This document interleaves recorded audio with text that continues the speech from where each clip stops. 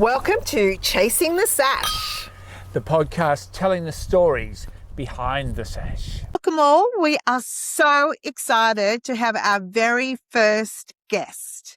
And this girl is one of our It Girls. We are welcoming Brooke Strahan to the show, and we cannot wait to hear all about her and see her incredible journey. Let's take a look at this.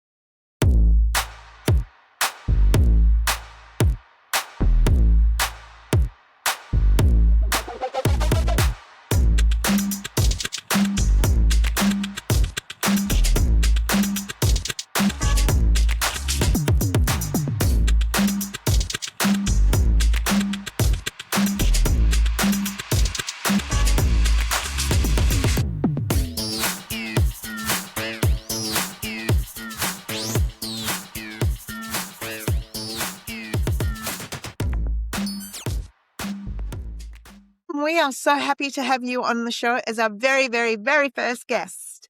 And let's start off with, how did you get into fashions on the field? Well, for me, I don't have an absolute answer because it was one of those things where I had attended a few race days, during my early adulthood. Never got involved in fashions on the field. But I always loved fashion, always have. And I've always loved hats as well. Like, I started wearing hats when I was quite young and just loved them and, always gravitated towards them. Always wanted to have a different hat on and, would be stealing my grandmother's hats, etc. Which were gorgeous. I approve. I definitely approve. Which are gorgeous. And it wasn't until literally my early 30s, when I was in Victoria, that I attended my local racetrack, which was like Yarra Valley at the time, which is a beautiful, beautiful track, lovely area, and decided to go into the fashions on the field. And I wore quite a simple dress. I think it was a Gorman dress, which is a Melbourne brand, Australian Melbourne brand, and a vintage hat. Because that's what, Yeah, there was a vintage hat, but I got runner-up in the fashions on the field. And you thought, how good is this? Fabulous. And as it happens, something just went, well, I love fashion. And, I was like, this kind of combines like my love of fashion and creativity and style and hats. And yeah, I'm just really enjoying the day. It's a nice day out, lots of people, different people.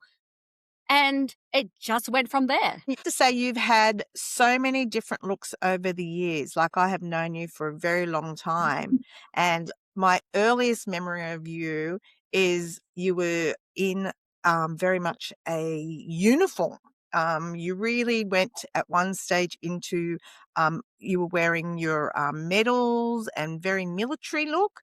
That was probably one of the very first times that I think we actually started talking. And I've watched you develop into so many different looks. You can't say that you are just a certain style. You've changed. How would you say, from where you started to how you think now, going to the races, that you've developed in your fashion style? I've definitely developed, but I always try and keep very true to myself with what, I choose or what I help design or what I'm in collaboration with or what I just pick. And I do keep in mind, some of the trends and the fashions, etc. Of course, I do have that in the back of my head. But for me, it's always about staying true to myself. And given what the situation allows, like a lot of the times when I first started, yes, I had some nice kind of little bit higher fashion pieces, but a lot of it was thrifted. A lot of it was vintage, which I still really appreciate and I'm really for. Because I am one of those girls who will rewear. Yeah. Right. And sometimes it's literally 10 years later. An example of that is at Melbourne Cup Day at Canberra. So last year I won the Fashions on the Field at Thoroughbred Park on Melbourne Cup Day with not the hat, but the dress that I've had for over 10 years. And Yep. I hadn't worn that outfit in 10 years. Yet I wore that dress, different hat, different accessories, and I won.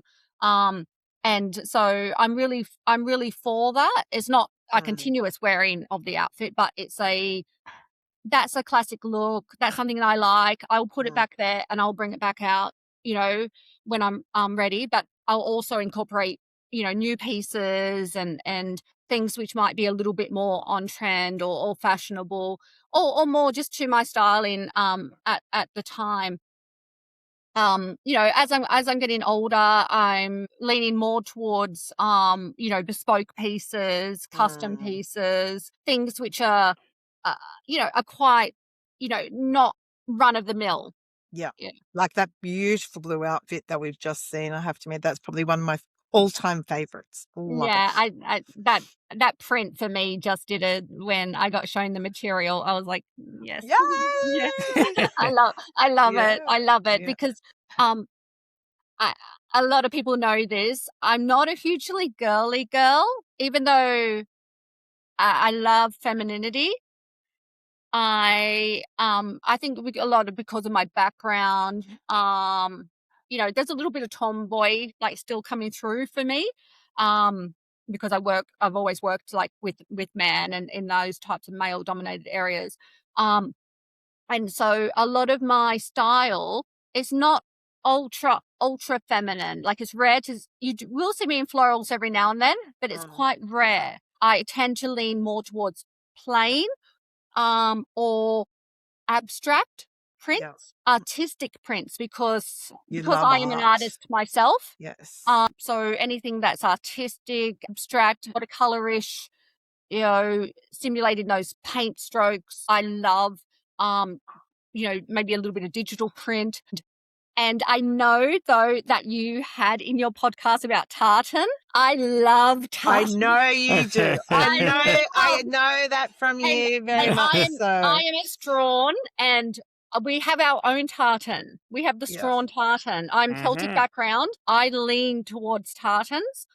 I just love them. I lean towards plaids and checks, and for autumn winter, just that's something that I just adore. Yeah. So for me, it's not that I don't appreciate floral, and because so many people look wonderful in floral.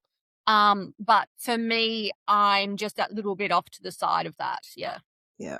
Well, that's creating your own sort of strong representation of yourself, and that's what you have to believe in. It's like, no, that girly pink is not going to work for me, but I'm going to be absolutely fabulous in bright orange or whatever it is.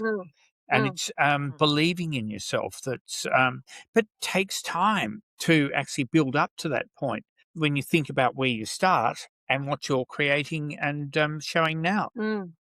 Definitely.